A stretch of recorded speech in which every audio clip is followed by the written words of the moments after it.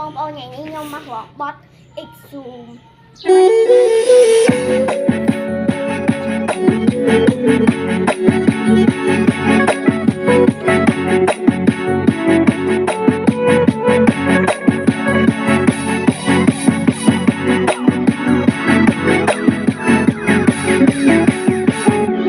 អ្នកណាទៅទូរស័ព្ទមកមានកា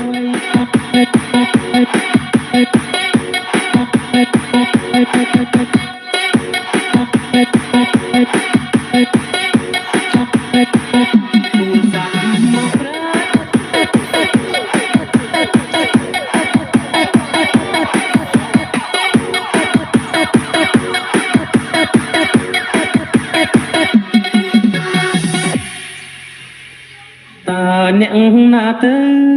ទូរស័ព្ទមកមានកាវៃទូរស័ព្ទមកស្រី